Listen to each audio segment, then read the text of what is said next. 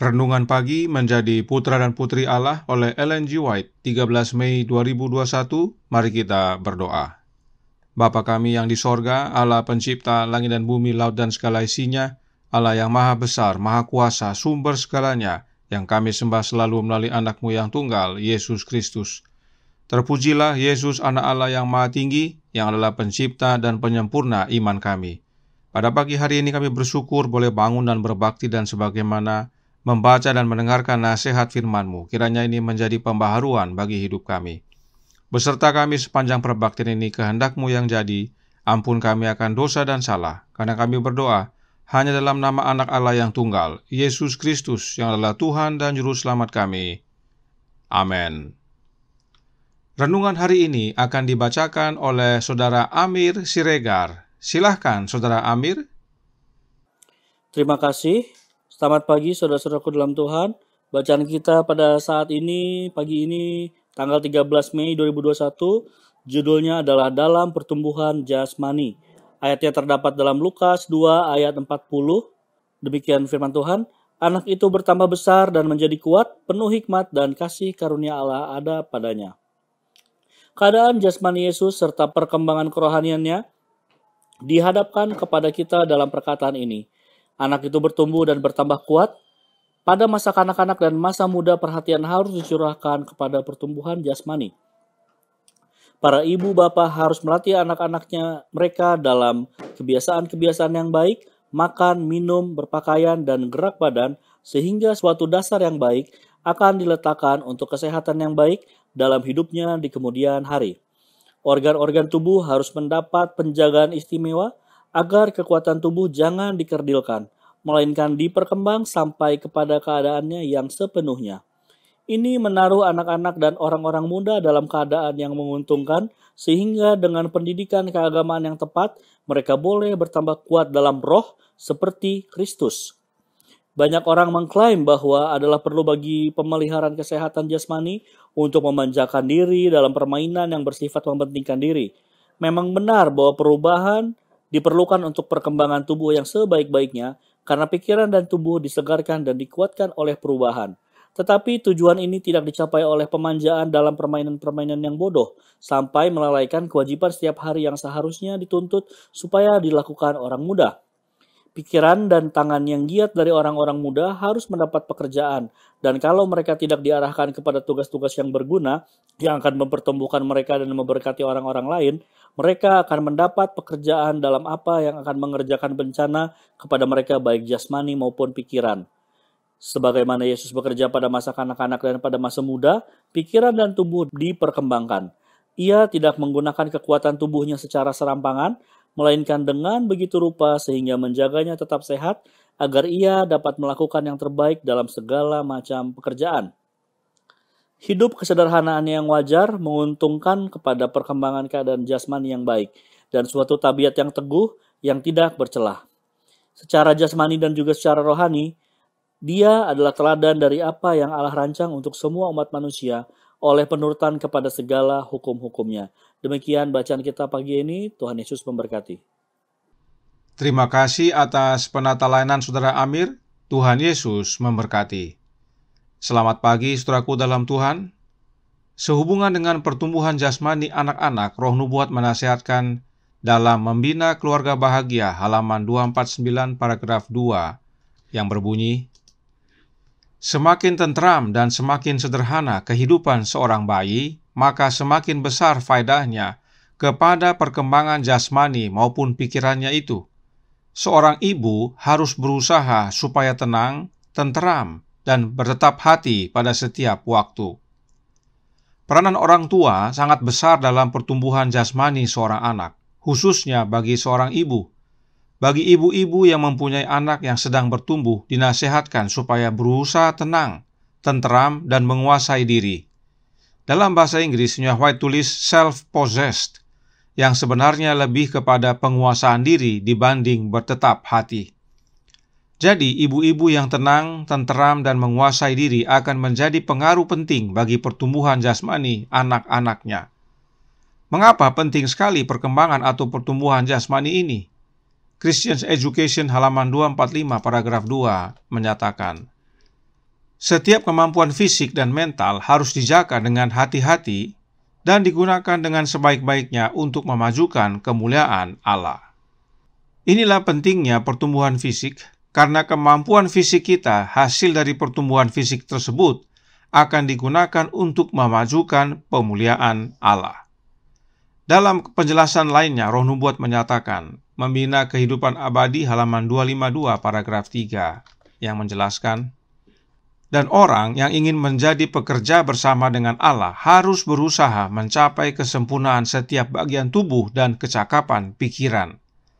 Pendidikan yang benar adalah persiapan dari kuasa-kuasa fisik, mental, dan moral untuk melaksanakan setiap kewajiban. Itu adalah latihan tubuh, pikiran, dan jiwa untuk pelayanan ilahi.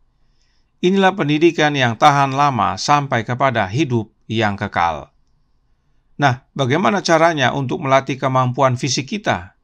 Roh Nubuat memberikan contoh dari kehidupan Yesus yang tercatat dalam The Youth Instructor, Juli 27 tahun 1893 paragraf 2, yang berkata, kehidupan Yesus dipenuhi dengan sifat suka bekerja keras, dan dia melakukan latihan dalam melakukan berbagai tugas selaras dengan kekuatan fisiknya yang berkembang.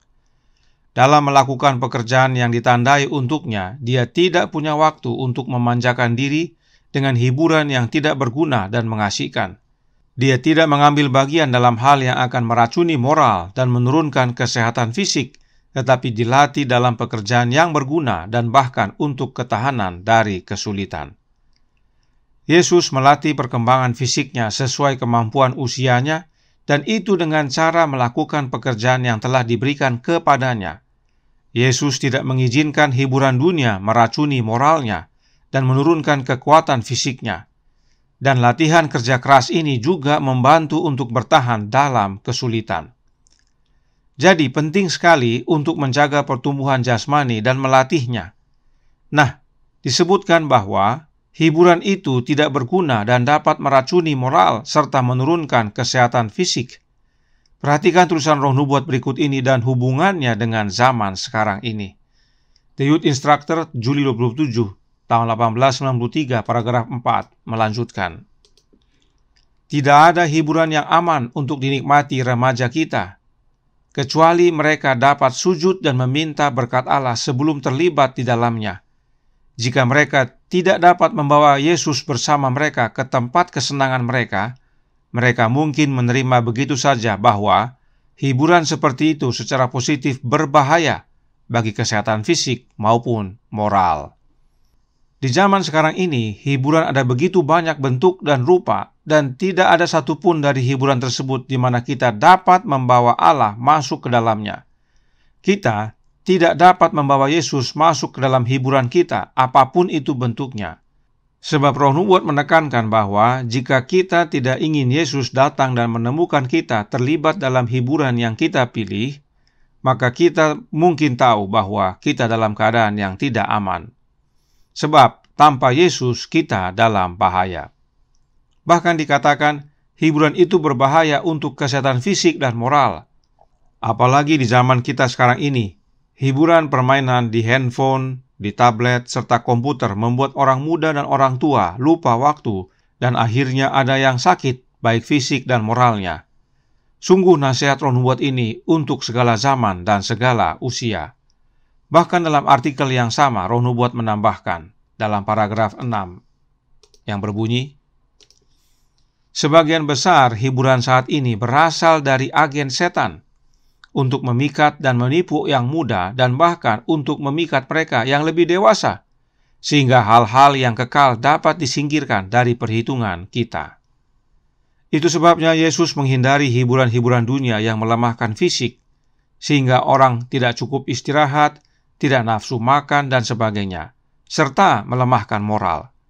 Kehidupan Yesus adalah kehidupan yang sibuk bekerja keras. Dia rajin.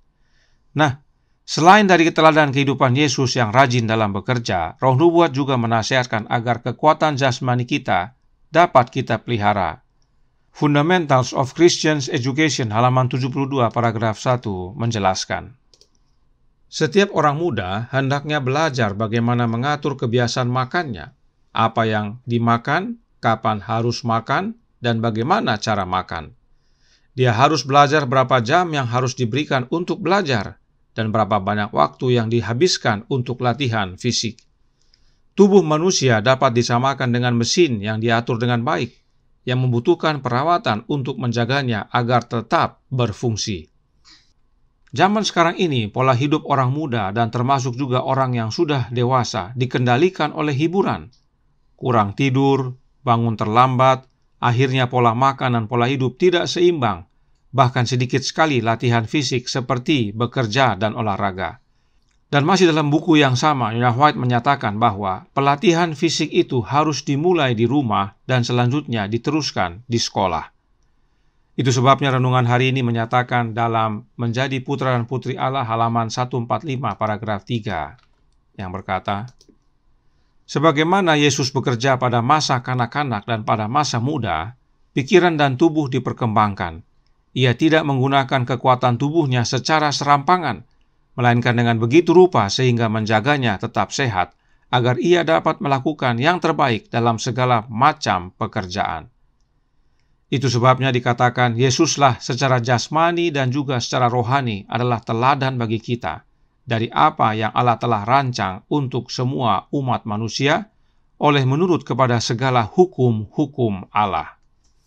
Dan jangan lupa, 1 Korintus 3 ayat 17 berkata, jika ada orang yang membinasakan bait Allah, maka Allah akan membinasakan dia. Sebab bait Allah adalah kudus dan bait Allah itu ialah kamu.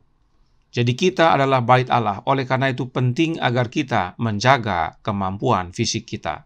Kemudian 1 Korintus 6 ayat 19 menyatakan, atau tidak tahukah kamu bahwa tubuhmu adalah bait Roh Kudus yang diam di dalam kamu, Roh Kudus yang kamu peroleh dari Allah, dan bahwa kamu bukan milik kamu sendiri. Dan oleh karenanya 1 Korintus 10 ayat 30 menutup.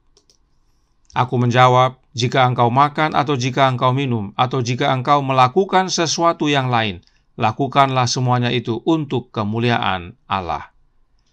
Kiranya ini menjadi pembaharuan bagi kita agar mengurus dengan baik pertumbuhan jasmani anak-anak kita, serta menjaga kemampuan jasmani kita masing-masing, oleh pertolongan kasih karunia Allah yang menjadi bagian kita hanya di dalam anaknya, Yesus Kristus. Tuhan memberkati, saya bawa dalam nama Yesus. Amin. Mari kita berdoa. Bapa kami yang di sorga, Allah pencipta langit dan bumi, laut dan segala isinya, Allah yang maha besar, maha kuasa, sumber segalanya, yang kami sembah selalu melalui anak-Mu yang tunggal, Yesus Kristus. Terima kasih atas nasihat penting bagi kami, yaitu untuk menjaga pertumbuhan jasmani anak-anak kami, demikian juga menjaga kemampuan jasmani masing-masing kami yang sudah lebih besar dan lebih dewasa. Agar itu semua untuk memajukan pekerjaan Allah, untuk memuliakan Allah. Dan kemampuan itu hanya dapat kami hidupkan di dalam anak-Mu. Sebab kami perlu kasih karunia Allah untuk kami hidup benar di hadapan-Mu ya Bapa. Beserta kami sepanjang hari ini kehendak-Mu yang jadi, ampun kami akan dosa dan salah, karena kami berdoa hanya dalam nama anak Allah yang tunggal, Yesus Kristus, yang adalah Tuhan dan Juru Selamat kami. Amin.